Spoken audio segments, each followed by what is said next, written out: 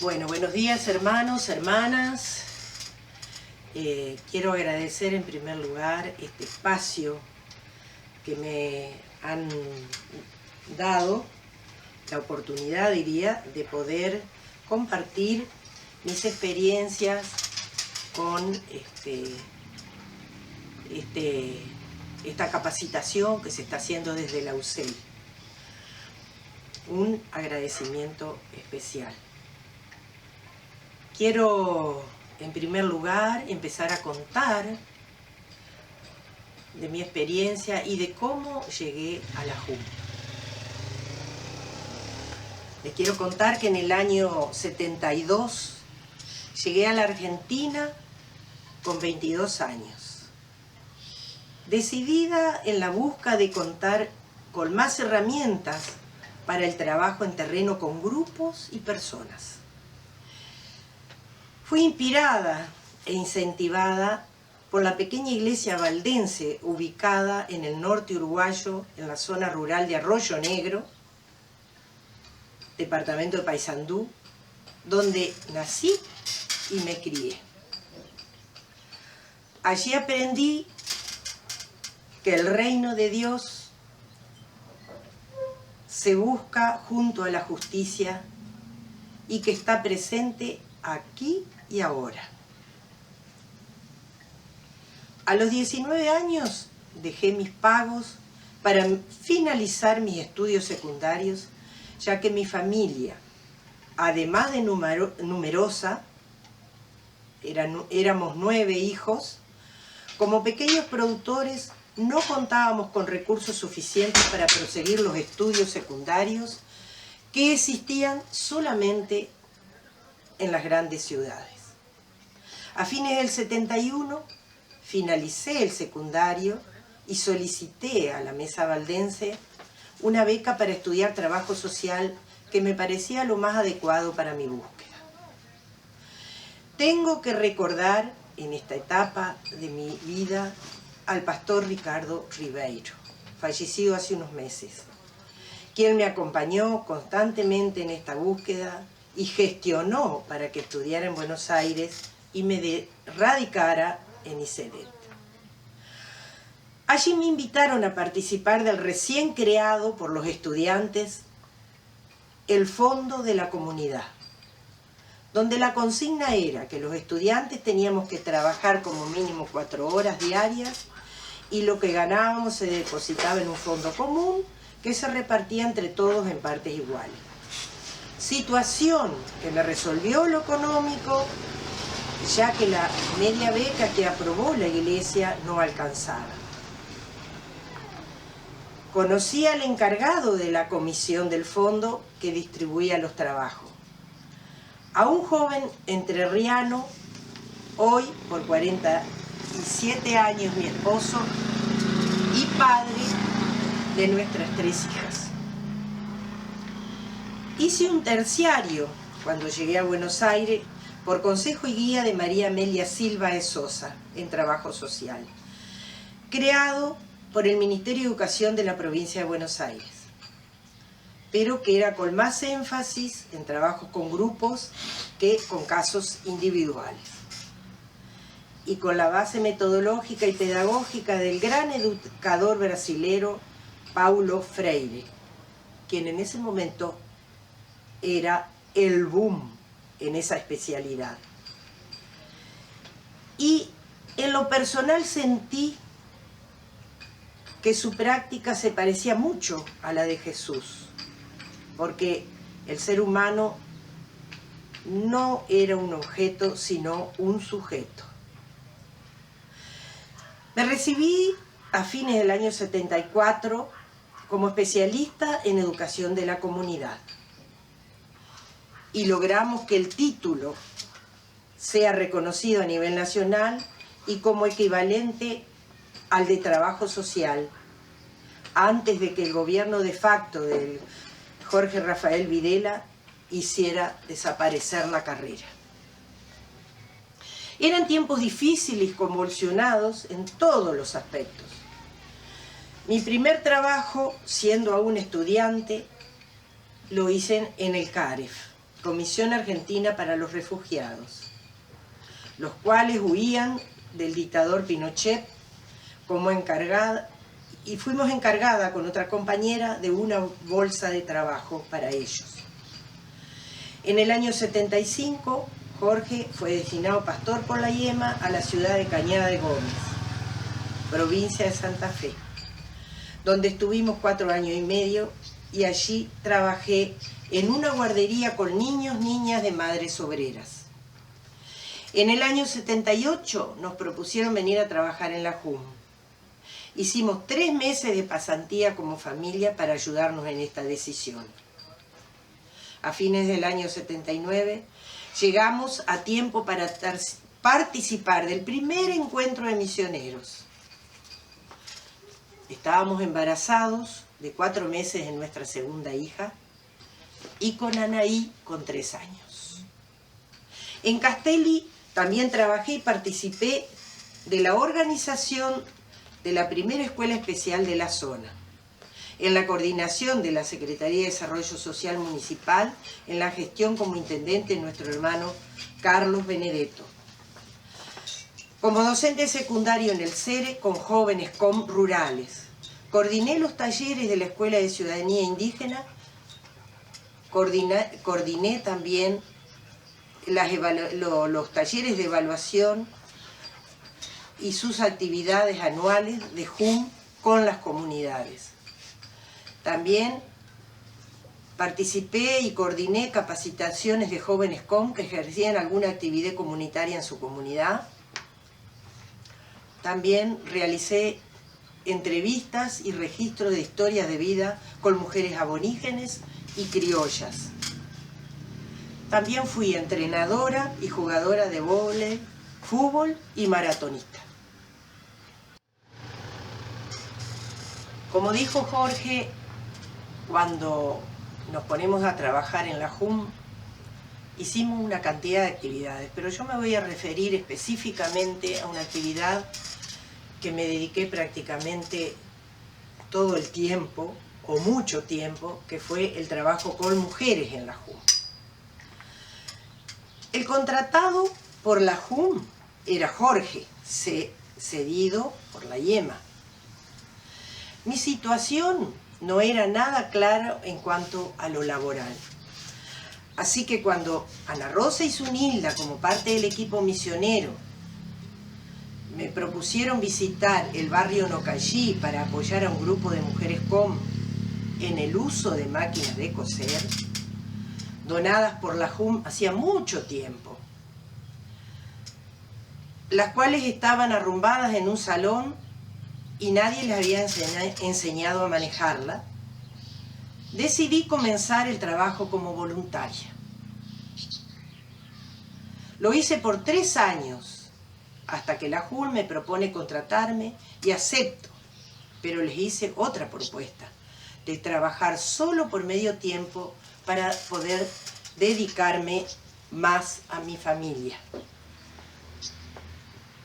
Me pareció interesante el desafío porque me permitiría comenzar a conocer otra cultura y su contexto a través de un trabajo concreto, como era el de corte y confesión. Además de crear un vínculo de confianza con el grupo, que a la vez posibilitaría el abrir otros espacios donde tratar temas que les interesara abordar. Fue muy interesante la reacción del grupo. Formaron una comisión donde ellas mismas querían aprender corte y confesión para luego enseñar a las demás. Ahora voy a hacer una breve reseña histórica y el porqué del trabajo con mujeres en la JUM. Desde sus comienzos, la JUM abarcó en todas las instancias de trabajo al servicio del pueblo aborigen, la familia entera, y en ese afán de igualdad y oportunidades dejó la puerta abierta para ambos sexos en todas las actividades. Con el correr del tiempo veíamos que la participación de la mujer era prácticamente nula, no solo en las actividades que realizábamos desde la JUM, sino también en las nuevas organizaciones que comenzaron a integrar como pueblo, como comisiones de iglesias, cooperadoras de escuela, comisiones vecinales, asociaciones comunitarias, artesanales, etc. Fuimos descubriendo al investigar que culturalmente la mujer aborigen tenía y aún tiene un papel muy importante dentro de la familia extensa. Y como educadora, Y ese rol es muy respetado dentro de su pueblo. Las decisiones eran tomadas, y creo que aún hoy sucede en muchas familias, en forma conjunta entre el varón y la mujer. Esta equidad que existía con la imposición de nuestra cultura patriarcal se ha ido rompiendo, así como en todos los otros aspectos con que contaba y cuenta dicha cultura. Las experiencias adquiridas por el varón en su relación con nuestra cultura, como laborales, la integración a nuevas organizaciones sociales y políticas, hace que se apodere de nuevos conocimientos, inclusive del manejo del castellano. Esta situación ha provocado un desfasaje en el conocimiento y por ende en las relaciones de equidad que tenía entre el varón y la mujer, dando como resultado en ocasiones graves conflictos en la familia y de difícil solución. Quería acá dar un ejemplo de que cómo se manejaban antiguamente, y creo que, como dije, algunas familias también lo hacen.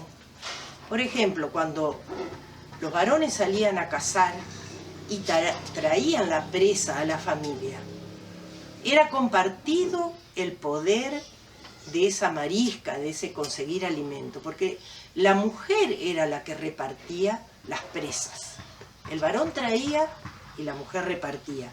Incluso las presas, por ejemplo, de un guasuncho o de un chancho, ya se sabía qué presa se le iba a dar según el lugar donde ocupaba cada familiar. Por ejemplo, los abuelos, la abuela, el abuelo, las mujeres, los varones, pero la que repartía esa presa era la mujer. O sea que el poder ahí estaba compartido, la repartición de los alimentos. En el año 79, las instituciones de nuestra cultura generalmente dicen comunicarse con la comunidad, pero en la práctica el nexo es el varón. Ejemplo, cuando se elaboró la ley aborigen 3258 en la década de los 80, se reunieron más de 200 varones de los 3 pueblos aborígenes del Chaco. Asistieron a esa reunión 5 mujeres, participando solamente una. Paradójicamente, los temas que se trataron para plasmarlo en la ley fueron educación, salud, vivienda, tierra. Tomando conciencia de esta realidad, desde la JUM, se decidió apoyar específicamente el trabajo con la mujer aborigen, sobre todo en capacitación y organización, buscando fortalecer su rol de educadora tradicional para que junto al varón pueda seguir tomando decisiones sobre su familia y pueblo. En el año 79 se organiza el primer grupo de mujeres en el barrio Nocallí. En el año 83 se envía un primer proyecto del grupo con apoyo de JUM a una organización de iglesias de Toronto, Canadá, con el fin de apoyar capacitación en diversos temas propuestos por ellas mismas. El grupo se hizo cargo de las compras de los elementos solicitados, pues el dinero vino directamente al grupo, implicando esta capacitación en administración y ejecución del proyecto. En los años 85 se crea la Comisión del Taripí, Comisión de Mujeres Grandes, para atender la demanda de participación de grupos de mujeres que aparecían de la zona rural y urbana ya con un fondo para comprar tela y solicitando capacitación y máquinas de coser. Se fortalecía la autogestión.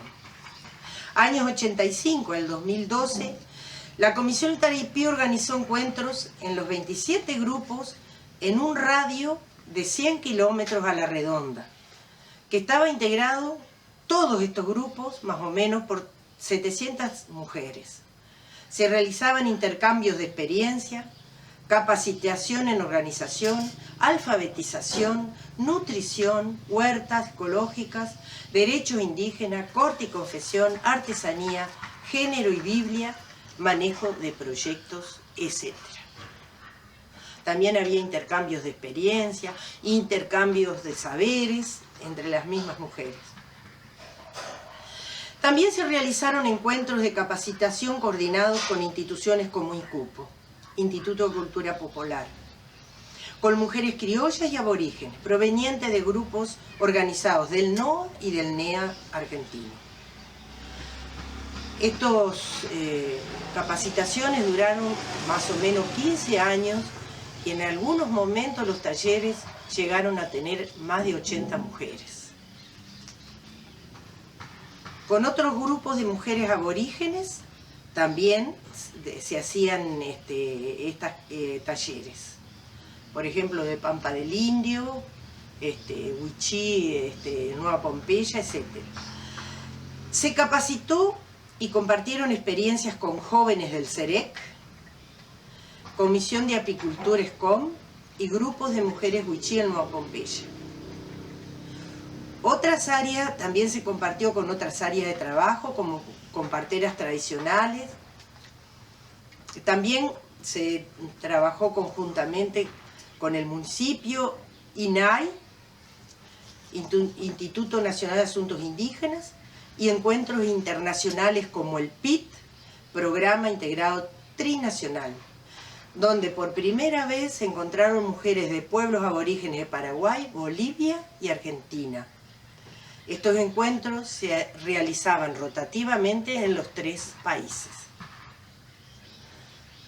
Por lo tanto, JUM fue pionera en el trabajo de género, aunque dicho concepto no se conocía aún en esos tiempos, además de introducir en las comunidades las máquinas de coser. Al finalizar este pequeño relato, quiero señalar que este programa tuvo muchos logros, marchas y contramarchas. Fue un trabajo intercultural y participativo. Fue creciendo de menor a mayor en participación, en grupos, conocimientos, como docentes, etc., el cual puede servir para no repetir errores y en lo posible ser coherentes en lo que se planifica y se realiza. Y para finalizar, yo quería hablar de algunos aspectos metodológicos. Ya mis compañeros de las otras clases ya dieron algunos ejemplos de esto, pero por ahí yo quiero agregar algunos. Seguramente van a faltar, pero que surgen de base de la experiencia del trabajo también, ¿no? Por eso algunos aspectos metodológicos a tener en cuenta para trabajos con grupos o con personas. El primero que puse me parece muy importante: mirar, escuchar, observar cuando queremos empezar a trabajar con un grupo, para tratar de entender y conocer la realidad, o sea, eso le llamaríamos contexto, que tanto grupo como personas viven. Como primera instancia, este paso es fundamental para conocer y comprender sus puntos de vista, con las lógicas que ellos se manejan sobre ellos mismos, sobre la vida, e interpretar las decisiones que ellos toman. El acto de acompañar no puede ser una acción tan armada y diseñada en forma perfecta desde antemano.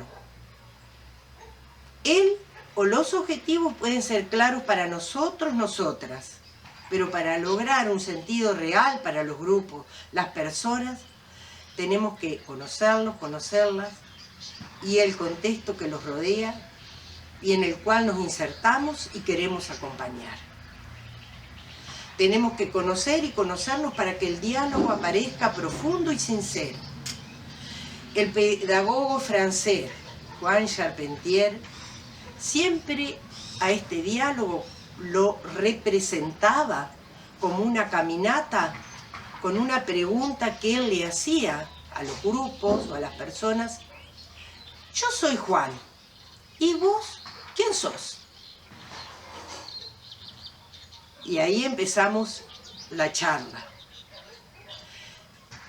Y tener en cuenta que cuando participamos esas primeras veces, tener en cuenta y mirar y observar. Por ejemplo, si no hay mujeres en esta caminata, ¿por qué será? Si en el momento de las decisiones solo la toman los varones, ¿por qué? Segundo punto, reconocer que no tenemos todas las soluciones. También ellas tienen ideas, sabidurías, aunque no sepan mucho de ello leer y escribir. Fortalecer esos espacios que permiten construir procesos para solucionar problemas o nuevas actividades superadoras. Esta construcción de respeto ayuda a la autoestima de los grupos de las personas y el apropiarse de los procesos de los grupos y personas. Y también preguntarnos ahí, ¿no? En este punto, desde la perspectiva de género, en estos momentos, cuando nosotros vamos, ¿hablan las mujeres? ¿Opinan? ¿Les dan lugar para que esto suceda? Los del grupo, los que estamos acompañando. Tercer punto, trabajar con y desde, no para. Esta actitud tenderá a producir espacios de diálogo y fortalecer los procesos que vamos construyendo.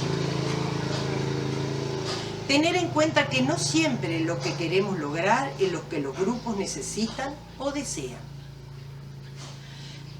No inflar procesos o proyectos para sentirnos nosotros satisfechos. Los proyectos, en ocasiones, si no son participativos, bien informados, pueden provocar rupturas de procesos de autogestión y profundizar desconfianzas a lo interno del grupo y hacia nosotros, los que acompañamos. En lo posible hay que elaborarlos conjuntamente y sobre todo el presupuesto, lo que se pide en dinero.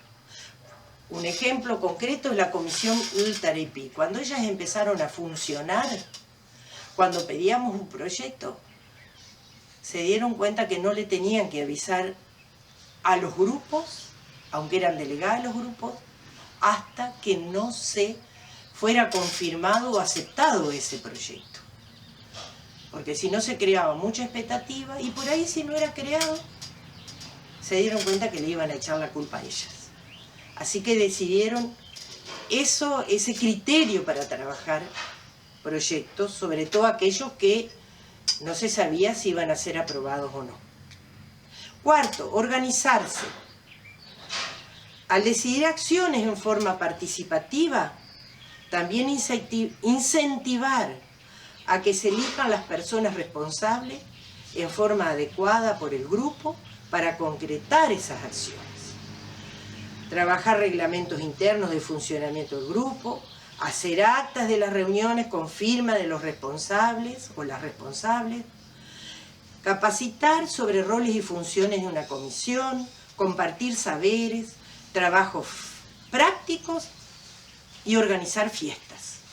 También es muy importante eso. Reírnos juntos, divertirnos juntos. Quinto, capacitarse sobre temas de interés del grupo o propuestas que podemos hacer viendo algunas necesidades del grupo, escuchar propuestas de temas. Y ahí preguntarse, ¿se consideran y aceptan las propuestas de las mujeres del grupo? ¿Desean capacitación solo para ellas? Sexto grupo, reflexión bíblica. Trabajar textos bíblicos que tengan que ver con lo vivido por los grupos. La Biblia es un material importantísimo para trabajar si hay consenso en el grupo. Aparecen situaciones tan humanas y claras que pueden iluminar lo que estamos procesando y construyendo como grupo. Ejemplos de la importancia que Jesús daba a la participación de las mujeres, rompiendo con reglas patriarcales de la época y que podemos contextualizarla en la realidad que hoy vivimos las mujeres. Punto 7. Evaluación. Es muy importante ir evaluando en forma conjunta con el grupo y personas lo que se hizo, si sirvió o no, qué hay que reforzar o cambiar para poder planificar y saber cómo seguir. Es importante que las instituciones que apoyen estos procesos respeten y apoyen estas decisiones, así como las personas que las representan en terreno. Es muy dañino y confuso para los grupos que de las organizaciones que los apoyan impongan nuevas actividades o refuercen otras sin un previo análisis y evaluación de los procesos de los grupos. Porque la acumulación de experiencias y aprendizajes son herramientas fundamentales para programar el futuro. Por más buenas intenciones que tengamos de realizar nuevas tareas o resolver problemas, si no existe una real participación en las decisiones, pronto se desboronará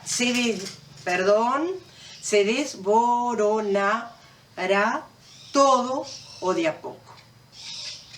Y me voy a tomar el atrevimiento de, como trabajadora social jubilada, de dar algunas recomendaciones finales.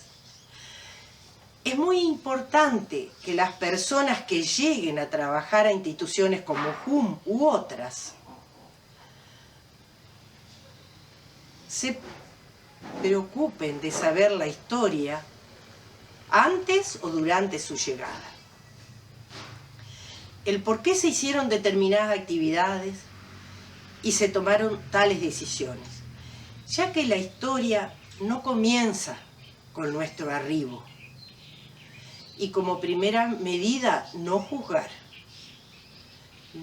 Escuchemos, observemos, conozcamos y luego sumémonos al camino al cual seguramente podremos aportar y aprender con ideas renovadas y creativas. Y para finalizar, quiero agregar que estos años de trabajo en la JUM han sido de mucho aprendizaje personal y profesional. Fueron de mucha alegría, dificultades, soledad, a lo cual doy gracias al Creador, Creadora, porque me han fortalecido en la fe, en ser más flexible, en la mayor esperanza por la vida, en el amor hacia el otro, otra diferente. Entendí, además, que las mujeres COM luchan por mantener ese rol tradicional tan importante de poder y equidad con el varón, mientras que nosotras, las no aborígenes, luchamos por lograr ese espacio en nuestra cultura patriarcal.